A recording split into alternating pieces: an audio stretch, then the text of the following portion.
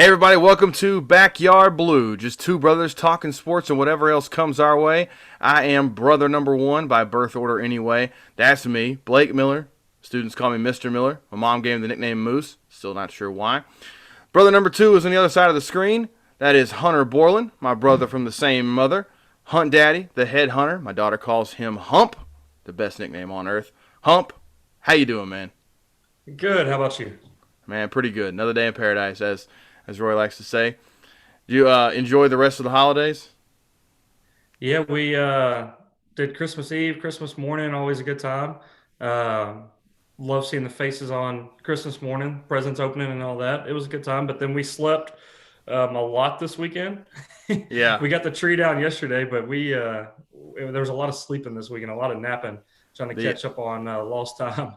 the classic day after Christmas nap is awesome. You can't. Well, day of It's Christmas, the day yeah. after Oh Christmas, yeah. 2 days after Christmas. It's forgotten. Everybody thinks about the Thanksgiving nap, but that's the Christmas nap is so much better. Um, so I want to get into start off with how'd your bets go this weekend?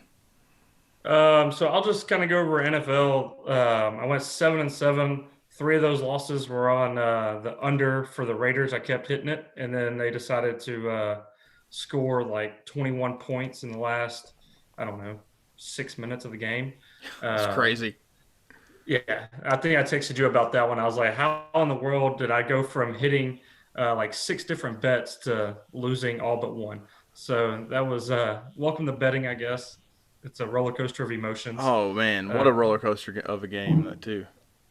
I'm in a glass case of emotions. That's about right. Uh, but and then NBA, I was about even on NBA too. But the Wizards, as I said last week, they were going to be my team to kind of surprise people, make the playoffs, and I am 0-3 on the Wizards so far. I bet before I found out Russell Westbrook was out yesterday, Whew. and but my Bradley Bill saying he's going to average 28 to 30 is looking pretty good right now. Yeah, he's killing it. With no surprise there. He's awesome. I think your Wizards are like my Arizona Cardinals in the NFL. I don't know if I want to call it the Cardinal curse, the Cardinal sin, whatever.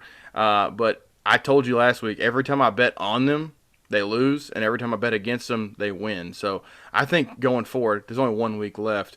Uh, I'm going to completely avoid the Cardinals, even next year. I'm just going to avoid them until I feel confident about it. And I'm sure as soon as I feel confident, I'll have the rug ripped out from under me. It just seems about the Yeah, way it well, goes. Kyler Murray's hurt, I think, and they're saying he may be Yep. questionable next week. So I think that has a lot to do with it. But yeah, I got burned on them 2 or 3 weeks in a row, and haven't bet on them since. It's crazy. If I lose a bet on a team, I just dislike them. I dislike them going forward. I hate that I feel that way, but I mean, I still love Kyler, but it makes me sick to my stomach to think about the Arizona Cardinals. Don't know how much money I've lost because of them. It's Well, the okay. team that we'll talk about here in a little bit, the team that's done that to me this year has been your Chiefs. I don't think I've Uh, won a single time I've bet Me on them too. this year. I They don't bet haven't on them covered anymore. at all.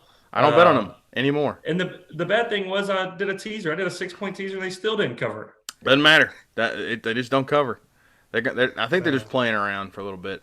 I used the 100% boost on DraftKings last night on the Titans, and I didn't feel good about it. And I was like, let's go. We're gonna go. I'm gonna make it plus 4.5. Feel really confident. No, that was pathetic. The earliest point in the game, I knew the game was over. Vrabel punted from the Green Bay 32-yard line, and there was a touchback. So he punted for 12 yards of field position. I'm like, dude, it's Aaron Rodgers, man. You can't do that. And my Everybody favorite, talks about Vrabel being this awesome coach, no, and I mean, I guess he's been good, but he does push-ups on the sideline. I guess everybody loves it, but um, I don't know. I don't think he's as good as. I mean, I got a ton of friends that are Titans fans. Maybe I see a little bit more of the he's a great coach than others, but I just don't see it. I'm not as big of a fan. He's one of those dudes who seems like a motivator, but I don't think pros need motivation as much as people act like they do. Um, Yeah. I always talk about the bad bets first, I guess, but the good one, my favorite one of the weekend, was the Tampa under madness that ensued. When I knew Stafford was going out, and it was already high scoring in the first half. When Stafford went out and Chase Daniel came in, I was like, I'm taking the under because I don't think Detroit's going to score the rest of the game. And the only touchdown they scored was Jamal Agnew, which freaked me out. It sat at 54. I had it at 55 and a half. It sat at 54 for like a quarter and a half. There Yeah, was I hit two it at missed field 56.5 goals. when you texted me.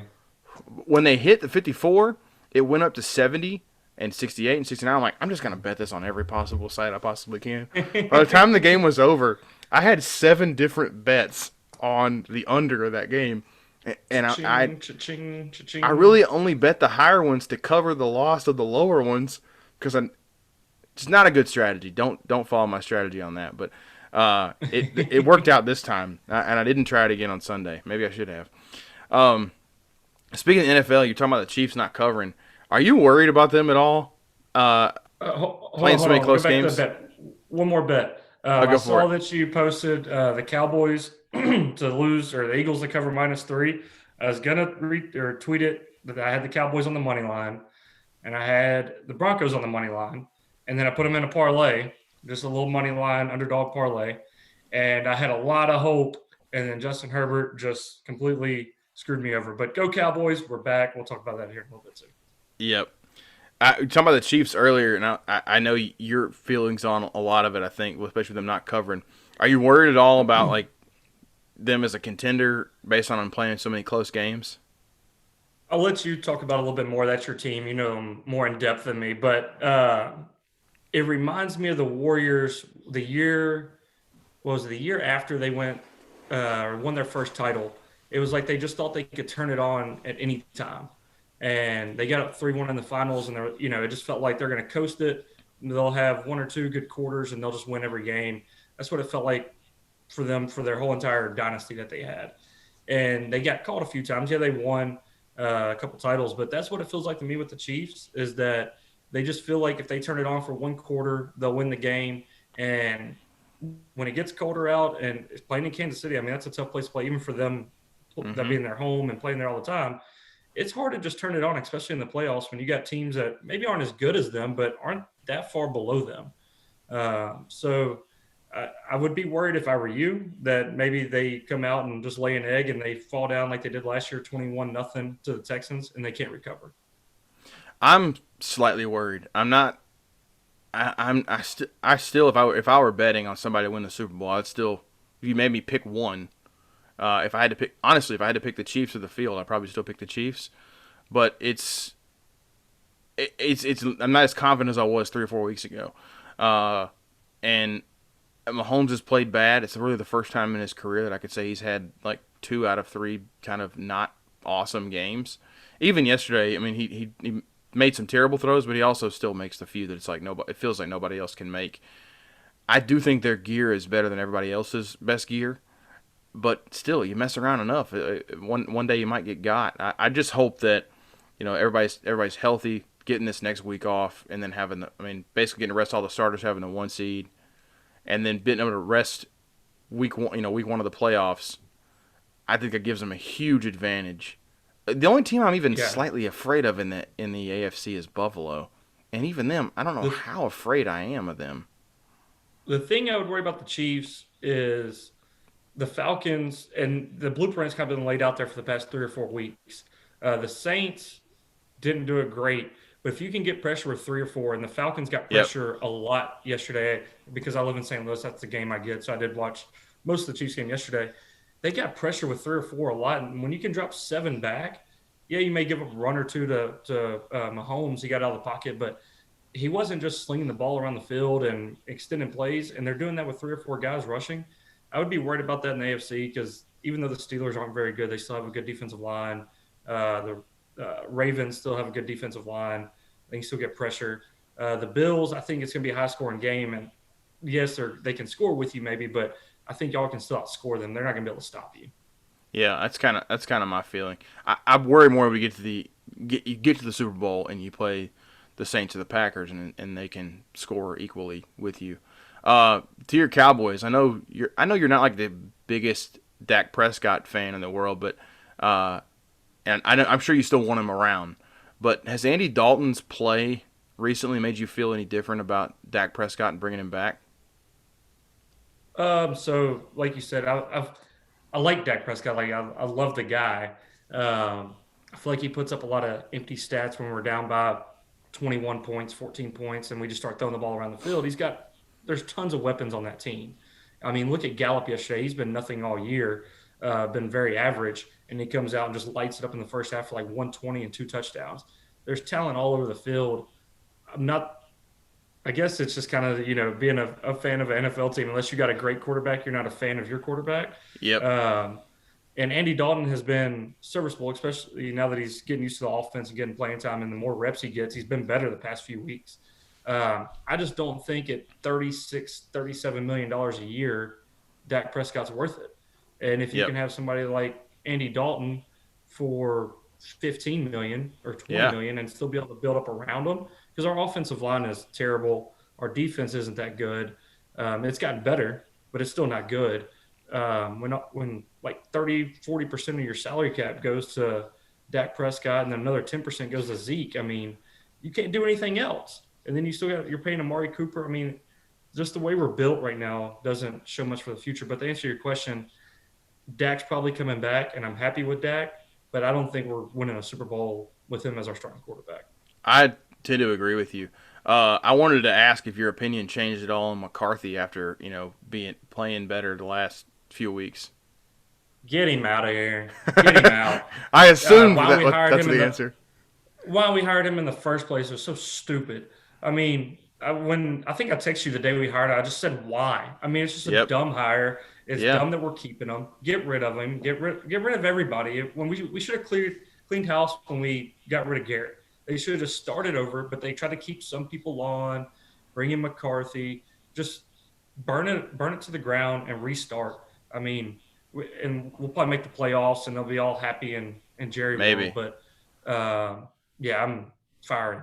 I don't care. I bet the fact you couldn't make the playoffs in the division being this week, this year, I mean, they may still end up squeaking their way in, but not being able to get in convincingly in this year, it says a lot. With as Yeah, There's a lot of talent on that team too. There's a lot. I with as think what's bad as probably our going to division was, we should have won 10, 11 games this year. yeah. I think the more likely outcome is I think he'll come back, but I think they may bring in a new D coordinator and offensive coordinator with Kellen Moore maybe taking that Boise State job. The next team I wanted to Yeah, talk about was the Titans, and I'll just say quickly, I put in the show notes, they are not real contenders. I realize that Derrick Henry is awesome, but Taylor Lewan's out. I don't know when he's coming back, and their offensive line is completely it's just not good. I don't feel like they're yeah, this great team that anybody should be afraid of. I think they're a team that gets in the playoffs. They'll finish, with a good regular season record, and they're going to get bounced in the first round. They may beat somebody, but they're going to get bounced in the first or second round. I don't feel like they're a real threat. If it is, it's an upset and a surprise. I'd be surprised if they are in the AFC Championship game again this year. I do not feel like they're real contenders. And this is not an overreaction to last night. I've felt that way all year long. you've said that all year. Because I told you at the beginning of the year, I thought they would be somebody to worry about just with the way they played. But with the way they play, you got to have a good defense and control the clock, and you want to win games, 14-10 or something like that. And they just don't have the defense to do it. Yep. And yeah, their offensive line isn't good enough. They And can't Tannehill's dictate the so game. overrated. Yeah. I mean, he went They from can't. underrated last year to overrated this year. I wholeheartedly agree. I feel like if they can't dictate the script of the game and get a lead and crush you with Henry, then it's done. I still think they're a good team. But I think there's a class in the NFL of the elite teams, headlined by the Chiefs and I think the Packers. I think I just don't think they belong in that category, and some people try to act like they do. Um, the next question I want to ask was about Tua or Fitz. So this is the second time that Tua's been benched in the game after playing poorly, and Flores turns to Fitz to kind of get him out of it. It happened earlier in the year against Denver. He led him on a drive that would have been a touchdown and threw a late interception, but he immediately put a jolt in the offense, and he does it this time and they win. And I don't know. I know we both like Tua going forward, but if you were the coach of the Dolphins, would you continue to roll Tua out there as the starter going forward, like Week 17 and in the playoffs? Yeah, I think. I mean, we both like Fitzpatrick. He's good. Yeah, and He's it's a fun. he's I think I heard somebody say like he's the best worst or best bad quarterback, or he's like the worst good quarterback. Either way you Yep. want to do it. I would put Tua out there. I think Tua in the end, with being able to move out of the pocket, still probably gives them the best chance to beat better teams. And then if he's not playing good, you can go to Fitzpatrick. You know Fitzpatrick's going to come in and do his thing. So I kind of like what they're doing. It doesn't look like it's affecting Tua at all. You know, if it was affecting his confidence, then maybe that's one thing. But it looks like he's just like, okay, hey, I'm not getting the job done. Let's give it back to him. He'll come out and hey, we'll see what Fitzpatrick does, and I'll be back in the starting position next week. But I think Tua's good. He's still figuring it out. Yeah, it's tough to be a rookie quarterback, and I think as good as maybe Herbert and Burrow have been, it's easy to think that like every rookie can be this way. Well, I mean, most rookies aren't good their first year; they're just okay, and I think Well, and Tua. Herbert and sorry, go ahead. Well, I was going to say, I think Tua could just be a regular rookie who turns out to be awesome. He's made throws, and I know the Chiefs' defense is not much, but watching that game a few weeks ago, it was like he thread the needle a few times, and Yeah, it was some throws that like okay, that's a real NFL throw, that's impressive. He's fine, but I think yeah, maybe some of the looks that defenses can throw at him can confuse him. He gets a little gun shy at times, like kind of what we used to say about Alex Smith, where it's like, all right, I just maybe hold on to it a little too long, or don't make the, forget about making the big play and just check it down. He kind of be that way a little bit. Whereas Fitzpatrick, he's freaking slinging it. Like, and I yeah. think Tua sometimes needs a little bit more of that in him, but he is what he is. I still think he's a good NFL quarterback. I don't think the Dolphins will do much in the playoffs. But I think if he's your guy going forward, he has to be your guy the rest of the year. Now that you've already made the move. Well, I think guys like to talk about Burrow before he got hurt was playing awesome. I think he's the real deal. Hopefully, he's able to come back, from that leg injury. And then Herbert, but those guys aren't playing in pressure packed games. I know the NFL is the NFL, but they're coming down to the playoffs. They're trying to make a playoff appearance. Like he's playing in pressure packed situations, what does Yeah, it does make a difference in the NFL. Like those huge guys aren't difference. playing in that, and this is what is like 10th game, not even 10th game, like 12th game in the NFL. Like it's just I don't know. I said 12th, eighth game. I don't know how many it is exactly, but Not a full it's a season. whole different deal when you're in a playoff race than a preseason and like the first 10 weeks of the season where you're not a good football team. Yeah, I feel like it's different too. You make a good point there. The other thing, speaking of choosing between two quarterbacks, the NFL MVP. I think I know my where I stand. It'll probably surprise you. It's Aaron Rodgers, Patrick Mahomes going to come down to those two. I looked a couple weeks ago and Aaron Rodgers was like plus 500 and Mahomes is minus 300. And today I didn't see what Mahomes was, but Rodgers was minus 200. And I think I feel very confident in saying that Aaron Rodgers will win Most Valuable Player and We deserves to win talked it. we talked about this at your house. I guess it was about 3 or 4 weeks ago, maybe longer. And I said Aaron Rodgers, and you said no way. Um, he is what he's doing. How old is he? 36, 37, 38, something like that. He is playing unbelievable. It's so And I know awesome. he's got Devontae Adams, and they got a really good trio of running backs because AJ Dillon came out of nowhere last night. But uh, dude, he's the real deal, and I think Devontae Adams should be up for some consideration. Yeah, year of the He's Devontae, so good. Devontae But I Smith for mean, yeah, Heisman, Adams for MVP. I think kind of like the Heisman. You're talking about the Heisman. The MVP is a quarterback award now, and the Heisman is a quarterback award. And maybe it'll change this year on the Heisman front. But yeah, I think Rodgers is going to win.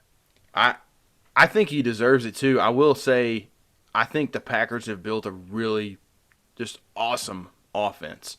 I was looking last night at their line, and like they've got top guys on Pro Football Focus grades all across that line. They got Corey Linsley back last night at center. That's a really good line. And I noticed last night the Titans got no pressure on him. If you give Rodgers seconds, like even 4 seconds to Oh, he's diagnose, and there were one time he ran around for 14 seconds last night. You give Rodgers yeah. that kind of time, you're dead. I don't care who it is, you're dead. And He still makes throws that are unbelievable. He's the only he's so one awesome. you say Mahomes makes unbelievable throws, and he does. I think Rodgers is the only one that makes similar throws. I told you that too. I think Mahomes when the comp to me is early career Rodgers. Like I think these are the probably going to get in hot water for saying this, but I think these are the two most talented quarterbacks the game's ever seen. Uh, Statistically, with Super Bowls and all that stuff, who knows if it'll add up at the end? But I think that the two most talented quarterbacks to play this game. Tonight's game, it's an interesting matchup to some people, not to me. You need to gamble on it to make it interesting. Yeah. Buffalo, New England. You have any pick for this one? Yeah, I got the Bills plus 75 on FanDuel. That's what I got. Uh, so Looks like I'm plus hoping they'll 85 cover now. that. No, I did this pick last Wednesday or Tuesday, and said that I'm rolling with the Bills -7. I put it in then. They're -7.5 now. I'd take that bet too. I think I'm gonna. DraftKings has a 100% profit boost on their website, and I think I may take the line down to like 2.5, something like that, and make it like a regular line and go with it. I do think they're gonna win the game. I don't know why, but I have a feeling like after seeing so many underdogs cover in big, heavy underdog spots, you see the Bengals beating the Steelers last week. You saw the Jets beating the Browns. The Jets winning last week as well against the Rams. I don't know why. I feel like sometimes these guys can be overlooked, and I just think Bill Belichick's going to have them out there playing. But at the same time, man, they're just not good. And I feel Yeah. like the Bills are gonna. I'm a little worried. I don't feel super confident in the pick, but I think I'm still gonna roll with it, and then take the free money from the FanDuel spread the love deal. Well, the Bills are still playing for that number two position, though. It's not locked up Yeah, in the AFC playoffs. I mean, that makes a big deal. Them playing in Buffalo, I know there's no fans, but they want that number two seeding in the playoffs. So they're still yeah, playing for something, and they got Miami next week. So I think they'll come out and play well. they're hot too. Yeah. Speaking of hot, Dwayne Haskins gone. That's hot. Out. Yeah, man. Out. He played so bad yesterday, and I had the Panthers defense in the DraftKings lineup. So thanks, Dwayne Haskins. Dewey, adios. I don't know if he gets another NFL job. It could be kind of like the Paxton Lynch, Josh Rosen things, where he gets kicked around practice squads and backup jobs here and there. But man, He gone. he done. See you later. Yeah. He'll be somebody I heard earlier said he'll be the first pickup in the XFL by The Rock. So For sure. The Rock's got him a quarterback. XFL MVP 2023 or 4, whenever that happens. So on to the NBA. Watching 2 or 3 games, I feel like my mind has changed on a few teams, a few players. What about you? What are your feelings on whether your mind's changed on some teams? It was a wild ass weekend. I Man, mean, teams that I like the Magic. I didn't think were going to be that good. They're what 3-0 or 2-1. The yeah, Wizards 0-3. I picked them. That's not looking great. The Warriors are trash. They play no defense, and I don't think getting Draymond back is going to help that at all. They can't hit no, shots. Oubre hadn't hit a three. We got the same amount of threes that he has so far yeah, this year. Uh, I don't. It was a wild weekend. There's just the Clippers got beat by 51. Paul George saying, "Oh, I overlooked this game." That guy's a bum. I can't come on, stand Paul man. George for some reason. He's good if he's got somebody else awesome with him, but other than that, uh, I don't know. It was a crazy weekend. It really was, man. I felt so weird last night that I was debating taking the Bulls in that game. I was like, I think I'm gonna take them on the money line. I didn't touch it. I ended up feeling like not feeling confident enough in it. Um, but not that the Bulls are good. It's just more the Warriors are bad, and I think I had them in like the 4 seed in the West. That is not happening. They'll be lucky to even make the playoffs at this point. Um, I was gonna say I don't even think they'll be in the top 10 in the West. I think they could turn it around. I'm still a believer in Steph and Steve Kerr, and they do have some new pieces trying to gel, but they can't run the same stuff they ran before. The talents are the No, same. Wiggins and Oubre can't shoot. Oubre may be able to figure it out, but we've established that Wiggins can't. yeah, Um, he'll come back to the mean. I mean, he's been a good shooter for the past few years, so he'll come back to where his averages are. He's not going to yeah, shoot 0 for every game. yeah, that's true. And you made a point one time talking recently about Wiseman, just how bad he is in pick and roll defense. He's probably going to win Rookie of the Year. Yeah. just being on that team and getting pick and roll opportunities on the offensive side with Steph, but defensively he's going to get abused down there, and I don't know. I just don't think that's gonna they're gonna have a hard time being a really good team, and it probably has more to do with how stacked the West is than it is with how bad they are. I still think they'll be a competitive team, and I don't put it past Steph and Steve Kerr to turn it around. Man, but not having Clay The thing about the changes way Warriors more than I thought. is with Klay Thompson, they could hide Steph defensively. He Yep. did like if there was a great point guard they were going against, Klay took the number one assignment. And now you got two guys. I mean, Steph's still not a great defender. He's okay, but he's maybe average or a little below average defensively. But then you put Wiseman back there, who's not good defensively at all. Uh, I think their best lineup's going to be. It stinks for Wiseman. He's going to put up points, but it's probably when he goes to the bench when Yeah. Draymond comes back and they go to that small lineup. Yep. I agree with that. Um, It's hard to hide two people on defense. it is very hard to hide two people on defense. They've been just trying to hide one. Um, I heard you got a new favorite player, Trae Young. I do. Yeah. BFF Trae Young. Let's hear Yeah. about him. So obviously the Grizzlies got beat by the Hawks on Saturday. Trey Young's really good. I mean, there's no denying he's a great player, uh, but he's the same. He's doing the same thing that James Harden's done for the past 6 or 7 years. And I get it in the NBA now. You can't touch defensively, but how are you supposed to guard when you come off a pick and roll? You're supposed to chase the guy that you're defending, and Yeah. he comes around, just stops, jumps backwards into you, and just throws up a shot. I think the NBA has to look at this because it's the same thing as Kevin Durant doing the sweep through like 10 years ago in Oklahoma City and getting 3 point or three free throws on a 3 point shot that he's not even trying to shoot the Yeah. ball. At all. How are you supposed to play defense? Dylan Brooks got called a couple times. Ja got called a couple times. They come around a pick, and you're trying to recover, get back to your guy, and he just stops and throws up what? It's not a shot. It's not a shot. And he goes to the free throw line for two. I think he had like 15 free throw attempts the other night, and half of them aren't fouls. It's just him looking for contact. It's the most annoying crap. And then he's going to sit here and post a video about Grayson Allen, which I do think Grayson Allen tried to step on his ankle. Maybe not intentionally 100%, but it didn't look good on the No. video. But don't sit here and call out people for playing aggressive when you're searching for fouls the entire game. I don't like the foul hunting style of play, and I wish it was out of the NBA. Um, I feel like fouls should happen naturally. I mean, Yeah, if you foul playing tough defense, busting your butt to play good defense, cool. But I can't stand the Chris Paul always did it.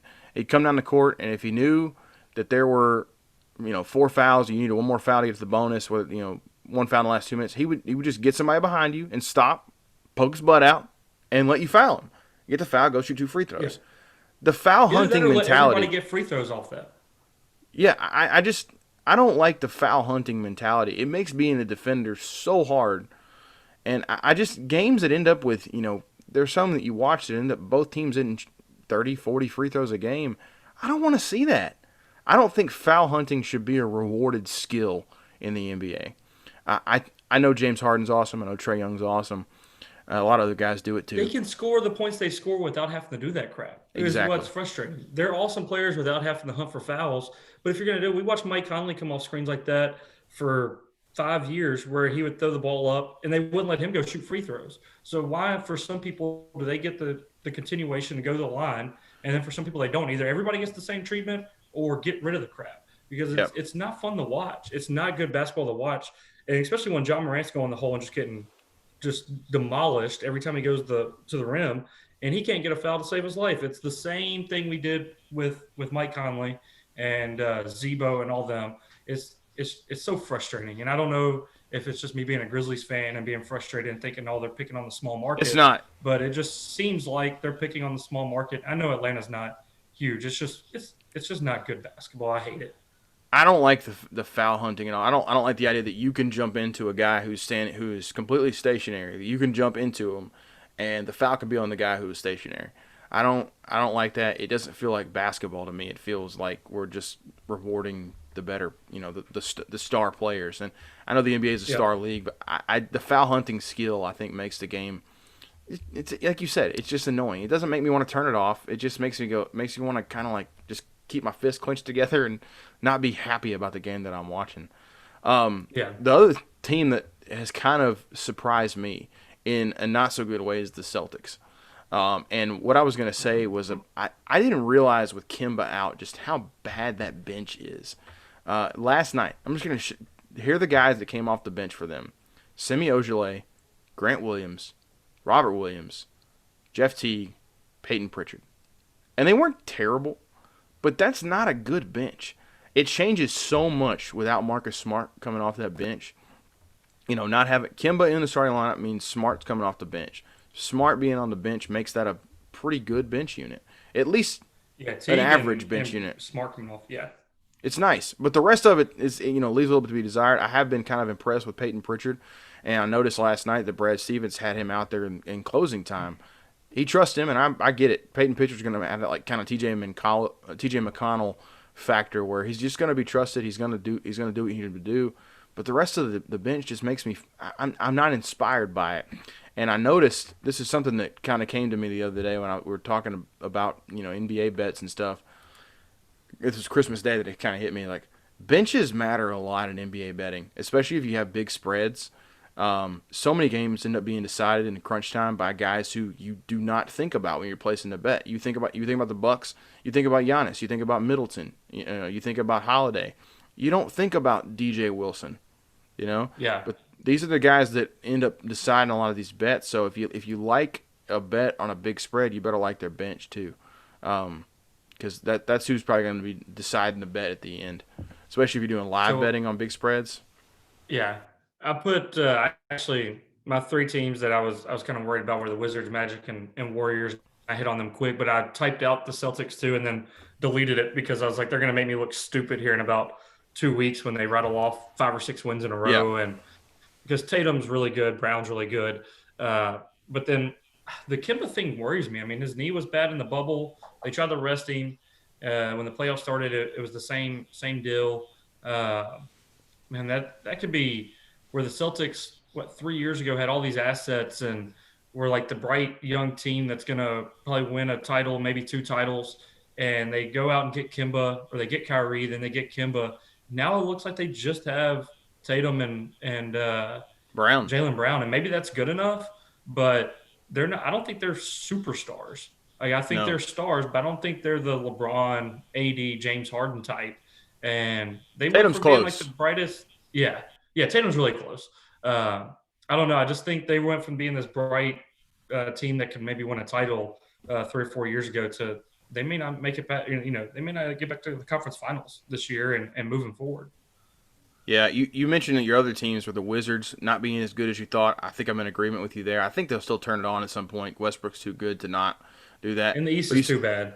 yeah, you're right. You're absolutely right about that. And the East being bad, maybe another reason why this next team is good. The Orlando Magic. What have you seen anything with them that you like? I think Marco Fultz is really good. And then Vucevic, or I probably just butchered his name No, really, really that's it. bad. But he's still really good. I don't know if you win with that type of system in the playoffs. Aaron Gordon's, a good player. They just got a lot. Chris Vernon always said this: just don't have bad players on your team. Yeah, nobody You just sucks. keep, yeah. If you don't have anybody that sucks that comes out on the floor, then you're going to be a decent, good basketball team. And Terrence Ross is good. He's not elite, but they just got five good starters that come No out, one sucks. and no one sucks. And so, in the East, that goes a long way because, like we just said, the East sucks. The It's getting Clifford's a better, good but it coach still too, though. sucks. Oh, yeah, it's better, but Yeah. Clifford's a good coach, and I trust him. He did some winning there in Charlotte too. Just kind of getting them going in the right direction. We both agree on the Warriors being bad. We've kind of hit on that already. Yeah. Um, what's wrong with our Grizz, man? What's wrong with the Grizz? They don't have players. It's The true. same thing that we're kind of talking about with the Celtics. Last year, our bench was awesome. We extended leads when our bench came in, and right now, Kyle Anderson was really good the other night. Usually, he's on the bench, and he's shoring up that second unit. And I don't think that Grayson Allen's a starter. I know you liked him in the bubble, but He's not a he's starter. he doesn't need Not he yet. needs to be playing 10 to 15 minutes a game. But I am on the Dylan Brooks has to go train. I'm tired of it. It was so bad on Saturday. He just makes dumb fouls. He has a 3 minute stretch where he gets us back in the game. He makes Yep. a great play defensively, lays it in, comes back, hits a three, has another little finger roll. He scores like 7 points in a couple minutes. And I'm like, all right, here we go. He's going to get on a roll. And then it's just, he does stupid stuff. I mean, it's got to be a heat check. If he hits two Yeah. baskets in a row, he's got to come down and jack a 40-foot three with two guys on him. I mean, it's just so annoying. Uh, I don't know. And Taylor Jenkins is partly to blame. You got to get in his ass or put him on the bench or something. But Dylan Brooks is put him on the bench, find a trade value for him. He's Yeah. got to go. He's got to go. I have named this particular thing. I call these lines the Dylan. It is when you have more shots than points because I feel like he has that quite a bit. I haven't looked closely enough to see if he's ended up with that yet this year, but it's a pretty common thing for him to take more shots than he has points. Just an inefficient scorer. Like you said, maybe he's better coming off the bench, but I just don't think Taylor's going to put him in that role yet. So I let him find that role elsewhere. Maybe get some decent value for him. You mentioned the bench, and I feel like the two keys on the bench last year were Brandon Clark and Tyus Jones. You really noticed when Tyus was gone in the bubble, and you noticed that Brandon Clark did not feel as comfortable uh, with the starting unit. Those two guys have traditionally worked pretty well together, but I noticed so far through his first two games, and it's just two games, but Brandon Clark's been bad. His PER through 3 games is under 4. Last year, it was 20.97. That's in the upper crust of the NBA, especially for Yep. rookies. He had last year. He also had 12, just over 12 points a game on 61% shooting. This year, 7 points a game, 41% shooting. Are you worried long term about him at all? About Brandon Clark? Long term, I'm not worried. I think he didn't have a training camp. He was hurt. So I'm hoping that's just it. I think he's still really good. The way he plays is it fits today's NBA. If he can hit that corner three and pick and roll, he hustles still. Like it's not like he's Yeah, not trying. I don't think he's fully healthy. And I think it was a limited training camp anyways, coming right off into the basketball season last year or in the bubble. Uh, I just don't think he's healthy. And I think that goes for where our team is right now. Just touching on earlier, without Jaren Jackson, without Justice Winslow, uh, and he's supposed to be, he's still coming off the bench, but he's a lot of times playing against starters or leaving him in there, yeah. trying to get him in there with Ja a little bit. I don't know. He doesn't look comfortable right now. Maybe he'll get there with more health and with more time on the floor. I, that level of play that he's shown for the last 2 games is not going to continue. He's a better player than that, and I think the same is true with Tyus. His PER is also under 4, and it's a little concerning. I think that his assists are down and turnovers are up. He's always Yeah, remember when he came to Memphis, I believe he was the all-time leader. So through however many games and he played assist with to it, turnover ratio. yeah, and I feel like you've seen him make some bad plays, not get assists, and part of an assist is you have to pass it to somebody who could shoot the ball, and we don't really have that on the bench. I mean, That's really much at all. I I feel like that bench unit is not the same unit we had last year. It's just they don't look as comfortable together. I think they'll that's get what I there. put down was he's not playing with good players. So Yeah, Bane's good and Clark's good, but like we just said, Clark's not healthy. So yeah, I think he's trying to take on a scoring load. He's taking shots that he doesn't normally take, yep. and he's not a scorer. That's not his game. Nope. So I think that's most of it is just the people that are around him. Hopefully Melton can get back out there and not be bubble Melton and be a little better than he was before that. The Melton we had in the regular season last Yep. year. Hopefully that comes back. One thing you and I have talked about before was the pick and roll defense with Ja. As awesome as Ja is, and he's so awesome on offense, he's still having a hard time with the pick and roll, and it leads to that they seem to at times have this like switch everything mentality, and it ends up with Jonas getting on an island with, you know, smaller guards. I'm more Trae Young. Jonas is going to guard Kyrie Irving tonight at Yeah. some point. And I think he's just going to lose his mind. Like, he is not built for that. It's like me guarding Kyrie Irving. I'm not calling myself Jonas Valanciunas, by the way. I love Jonas. Uh, Sorry, Yeah, Jonas. I didn't mean to say it they about need you. to hide him like Atlanta does Trae Young. Every team's got a guy that's way better offensively than they are defensively, and they just hide that player. And you can find somebody on any team that's not going to kill you in pick and roll. They don't make great decisions. Put jaw on that guy as long as it's not the center or a big Yeah. man. Uh, they need to hide him for one because his defense isn't great, but two, you don't want him expending that energy chasing around Trae Young. Yeah. Save his energy for the offensive side of the ball and let him go score 30, 32 points a game, put the ball in his hands, let him do everything, and hide him as best you can on defense because Yeah. it's not like he's going to be a good defender, even if he exerts a lot of energy on that end. He Yeah. could be eventually, but hiding. He could be okay, but I think what you're hoping for is a passable defender. He may end up being there, but as far as his offensive side goes, I think he is obviously it's been obvious that he's been the bright spot so far. Um, I want to appreciate his greatness while he's here. I Oh, really yeah. do think he wins most improved out of all the award picks that I made. I felt most confident about that one, and I think every free bet that I get from this point forward, I'm gonna put him on that. His odds last week were plus 2,400. Now they're plus 1,200, and he is third in line, I believe, behind Cameron Wood and I can't remember. I mean Christian Wood, and I can't remember who the other person is. But he's second or third on those, depending on which books you look at. He's I think he's going to end up being the favorite pretty quickly. He is so much better on offense. He's so much more assertive. That may have a little bit to do with Jaren not being out there and him trying to score more. But I even think with Jaren out there, it's just going to open up the floor for him more. He's been outstanding, blowing me away beyond what my expectations were for him so far. So I think he's probably if you just look at it in a vacuum, he's probably going to be the most, or his stats will look the best as most improved player from last year to this year, and him taking on more of a scoring role. But I just went back and looked. I was like, I wonder, because Luka didn't win it last year, and Luka had a huge jump from year one to year two. He went up 7.5 points per game, 1.5 rebounds per game, almost 3 assists per game. I mean, that you would think, and especially with the role he had with the Mavericks, like he's the number one contributor. He took the Clippers. I know they didn't consider the bubble, but he took the Clippers to Game 7. He was just unbelievable. He didn't win it, so I was like, I wonder when the last second-year player won Most Improved. It's happened twice in the past 20 years. The last time it happened was Monte Ellis in 06-07, and the time before that was Gilbert Arenas in 02-03. I just think that rookies, you kind of expect that jump, from year one to year Yeah, two.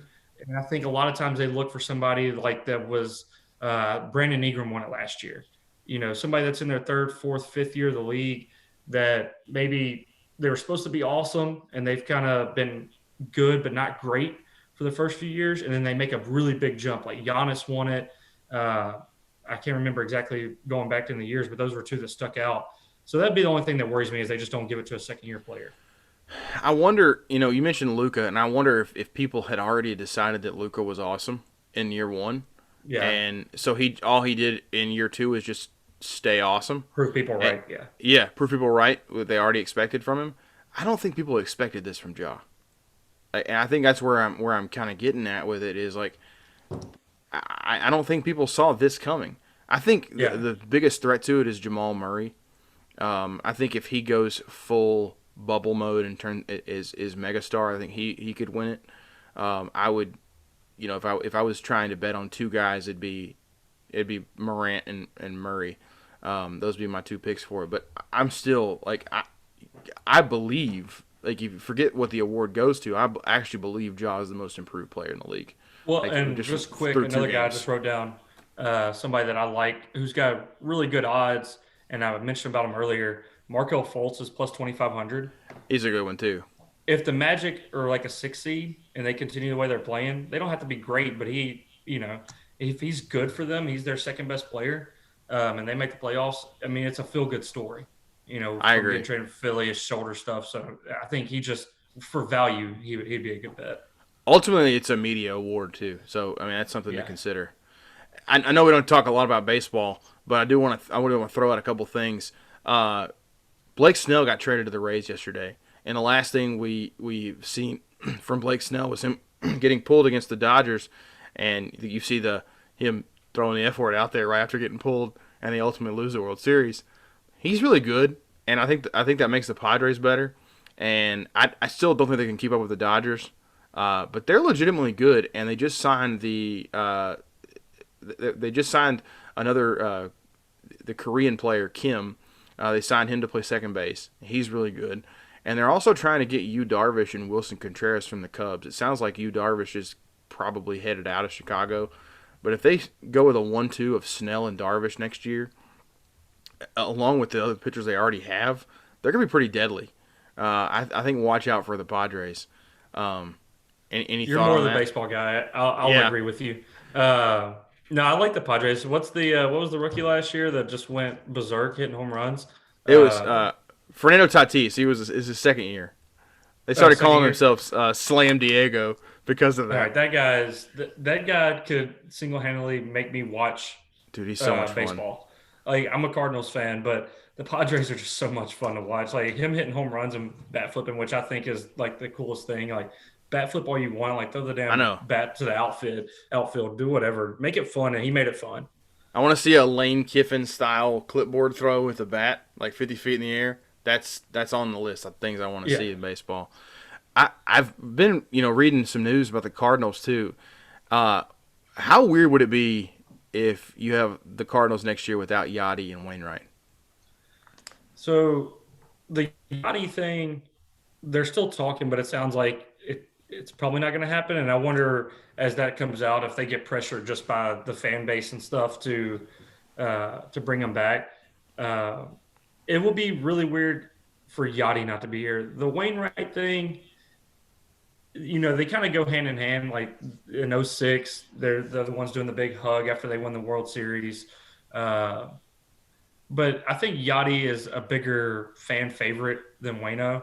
Uh, and Yachty still contributes. Like he's still a good player. Like you look at the starting pitching ERA when Yachty's behind the plate versus whoever their backup is at any given year. It's like a half a run every year, and that means something. I mean, he's still a really good catcher defensively. He doesn't hit the ball great anymore, uh, but it would just I don't know. I couldn't imagine seeing him playing in another uniform. It would just stink. It's kind of like Pujols with the Angels. Like I still see Pujols as a Cardinal, even though I Yeah, think he's been with the Angels now just as long as he is with the Cardinals. Uh, it just wouldn't look right. Like he's gonna have a statue in front of the stadium. I don't want to see him sure. end his career somewhere else. I think you might see that big '06 hug in the World Series be the statue Yeah, out in front of the stadium. Um, I was wondering, like, do they have another guy that is going to end up being the face of the franchise? Like, I feel like it went from Pujols to Molina and Wainwright, and now if those guys are gone, I don't know who it is. I was thinking, like, I guess it's Flaherty. I mean, yeah, maybe. that's who I Flaherty or if Dylan Carlson turns out to be Yeah. really good. But I mean, he's still a ways out. And pitchers though, besides Wainwright was just always there. Yeah. He never really got hurt. He was only the ace if you think about it for a few years because Yep. Carpenter was the ace for so long. Wainwright was only like that dominant ace for like 2 or 3 years, Yep. but he was just always there. He was always in the rotation. You always rely on him. Flaherty's probably way better than Wainwright ever was, so he's probably going to be the face. They're going to market him as the face, but I think you got to have a bat to be the face of a franchise. It's going to It's be got to be Dexter offensive Fowler. side. Obviously, Dexter Fowler. He's on the Dylan Brooks card to get out of freaking town. That guy, every time we get a 2 or 3 guys on base, he can come in to take the lead or tie it up. It's like strikeout or just dribbles at the second base. I ain't got time for him either. I understand. You got any thoughts on the college football playoff? Not really. I think Clemson and Bama end up back in the title.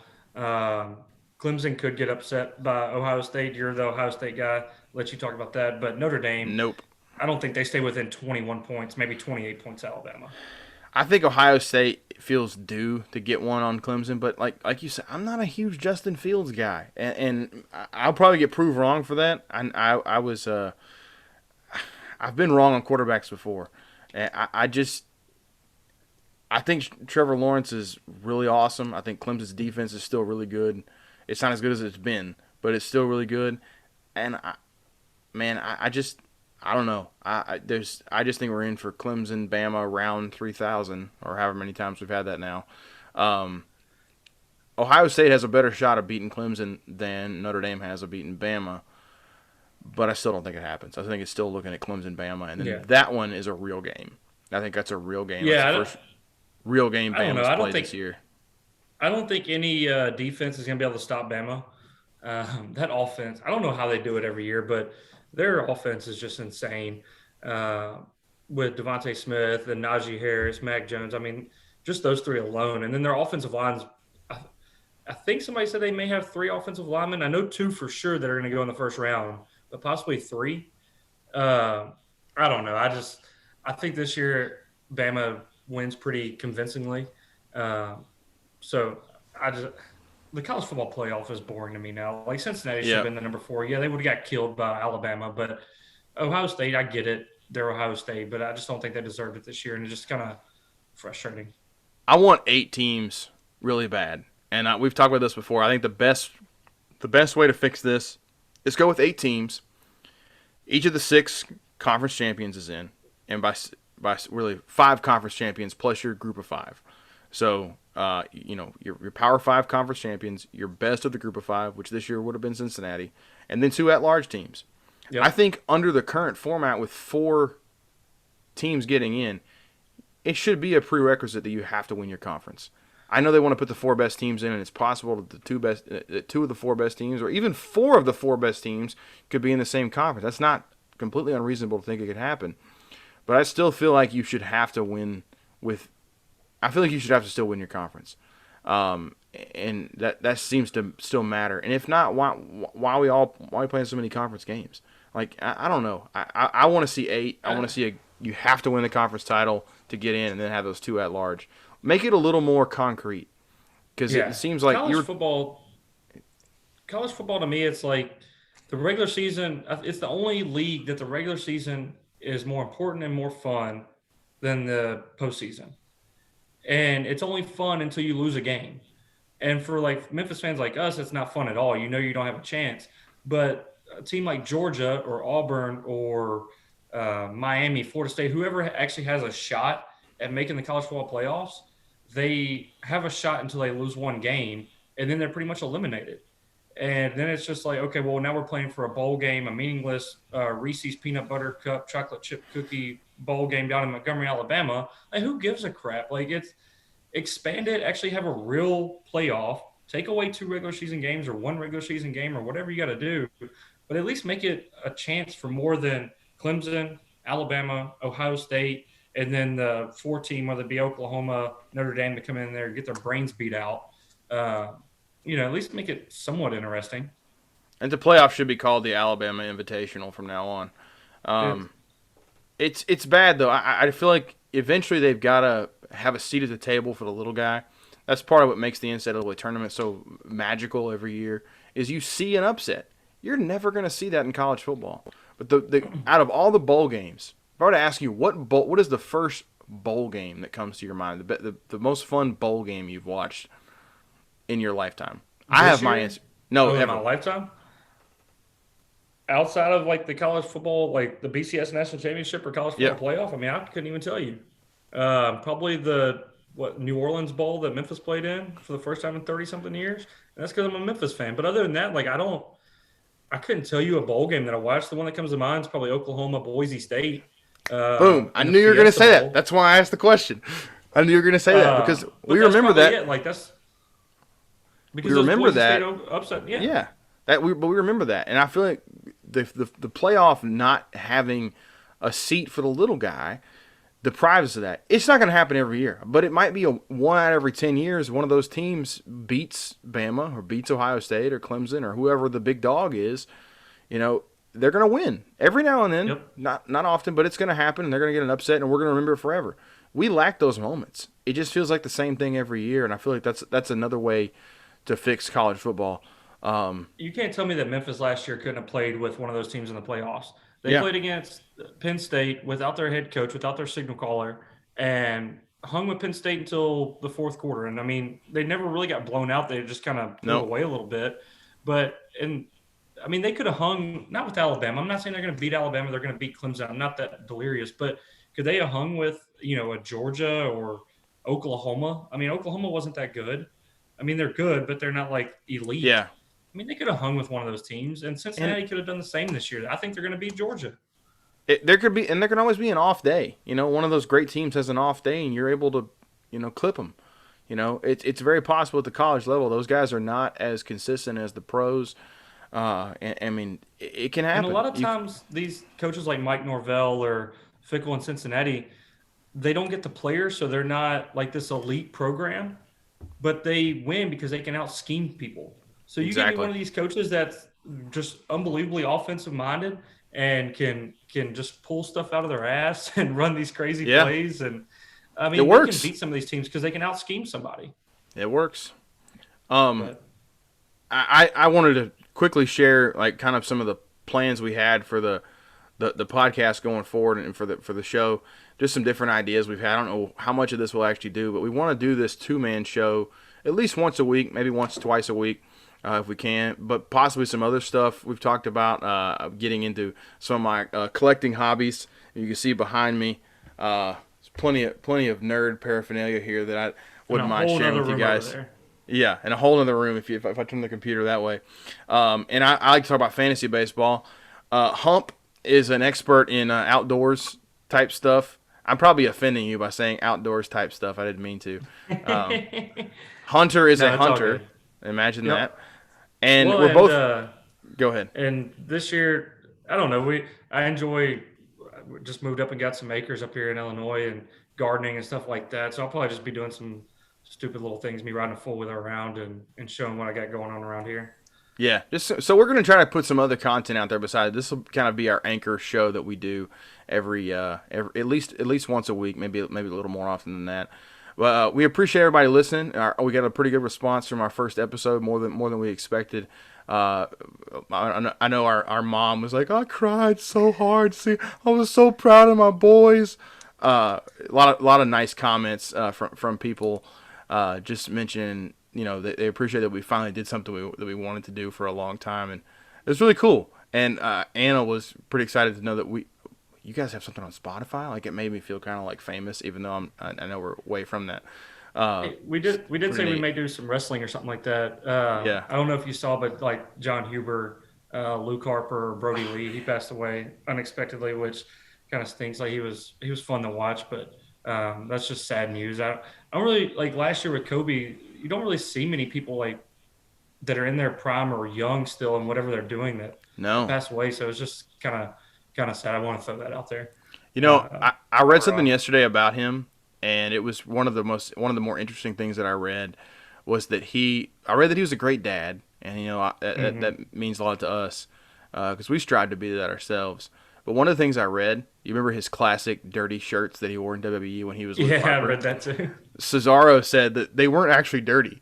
He put in a lot of work to actually make them To make look him look dirty, dirty, but but they were yeah. super clean and they smelled like fabric softener, like just smelled really good. And he'd get really mad if you ripped one of them, and that'd be like one of the few things that would actually tick him off. But everybody seemed to love the guy, and Well, that's what I was gonna say. Everybody that tweeted that is in like the wrestling industry or wrestlers in WWE or AEW or independent, like everybody was just like, "Oh, he was the coolest guy." We always look for him when we're on the road because he could kind of make you feel like home or whatever. But yeah, yeah, it just kind of makes you reflect and go, "Man, what would everybody say about me?" Or uh, am I the same way? Would people think the same thing? Like, "Oh, he's just a cool guy, relaxed, fun, always had advice." So it was just sad. Like you just don't see that much, and it no. sucks.